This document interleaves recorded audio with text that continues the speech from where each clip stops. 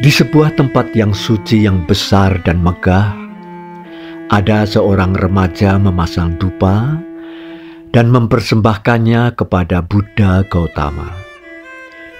Dia memasang 3 batang dupa ke dalam wadah, lalu mulai berdoa dengan kusyuk. Saya dengan rendah hati meminta restu dari Buddha Gautama.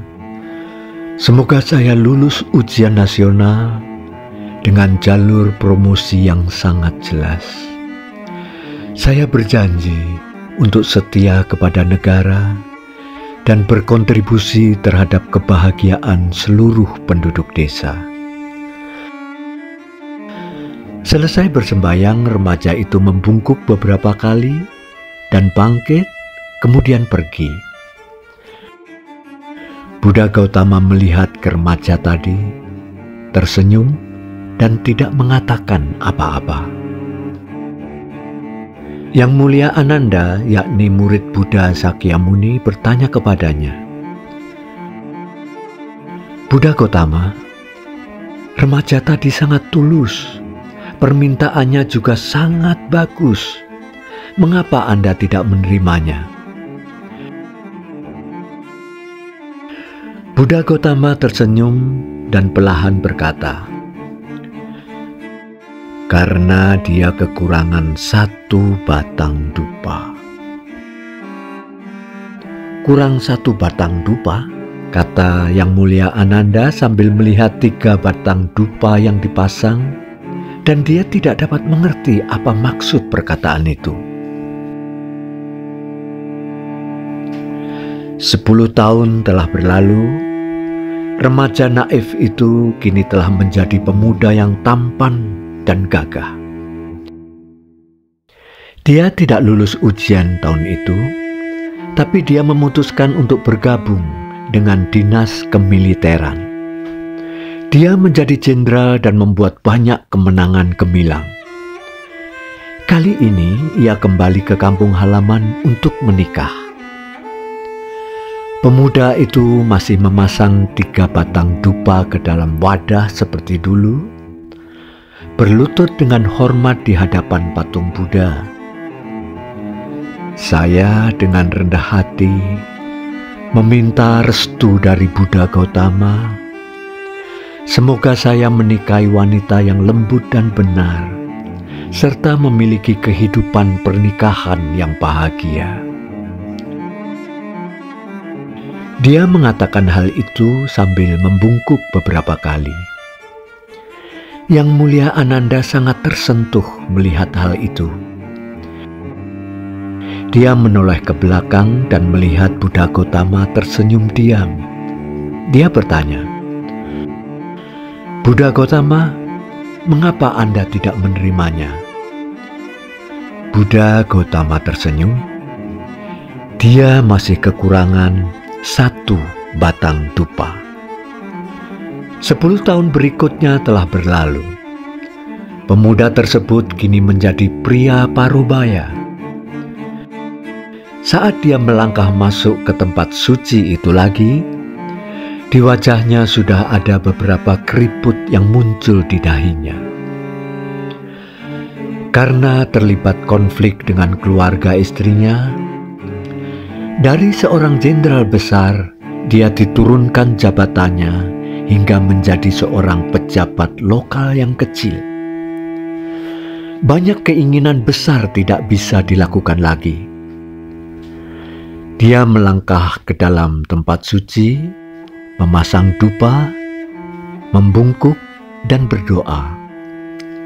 "Saya harap anak-anak saya mau belajar dan bekerja keras untuk menyelesaikan karier saya yang belum tercapai." Yang Mulia Ananda menatapnya dan kemudian menatap Buddha Gautama yang tersenyum diam, berucap dengan tenang, "Akhirnya dia masih kekurangan 1 batang dupa." 10 tahun berikutnya telah berlalu. Pria parubaya itu sekarang menjadi pria tua dengan rambut abu-abu. Saat itu dia telah meninggalkan tentara dan kembali ke kampung halaman. Sekarang dia tinggal di desa kecilnya dan tidak memiliki keinginan yang besar seperti sebelumnya. Orang tua itu membakar 3 batang dupa lagi, membungkuk dan berkata, "Buddha Gautama, saya telah berdoa berkali-kali di sini, tapi Anda tidak pernah menerima sekalipun permohonan saya. Tapi kali ini, tolong terima keinginan dari seorang anak yang mencintai ibunya ini. Ayah saya meninggal ketika saya masih kecil. Ibu saya harus bekerja sangat keras untuk membesarkan saya. Sekarang dia sudah sangat tua. Saya hanya berharap agar dia bisa hidup dengan damai dan bahagia dalam sisa hidupnya. Selain ini, saya tidak memohon apapun." Yang Mulia Ananda tersentuh saat mendengar kata-kata ini. Dia memalingkan kepalanya kembali untuk melihat Buddha Gautama dan melihat Buddha tersenyum, mengangguk perlahan. "Yang kamu inginkan akan terjadi." Orang tua itu keluar dari kuil. Dia belum sampai pulang ke rumah, namun sudah menerima berita bagus. Kedua puteranya sekaligus meraih gelar doktor pertama di bidang ilmu pengetahuan, dan satunya lagi mendapat penghargaan kehormatan besar di bidang militer. Apalagi, pengadilan mengeluarkan surat untuk menghapus hukuman militer yang pernah dia terima secara tidak adil. Dia diperbolehkan kembali ke militer dan pangkatnya dinaikkan 3 tingkat. Tapi saat itu, orang tua itu tidak menerima permintaan tersebut.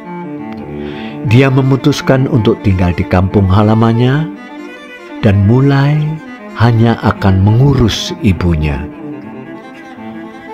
Manusia menghabiskan seluruh masa hidupnya di hadapan patung Buddha, memohon manfaat, ketenaran, namun akhirnya mereka selalu kekurangan 1 batang dupa.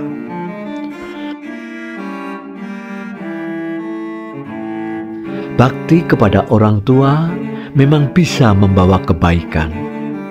Siapa yang memiliki orang tua, ingatlah, bakti kepada orang tua adalah kebaikan di antara ratusan perbuatan baik.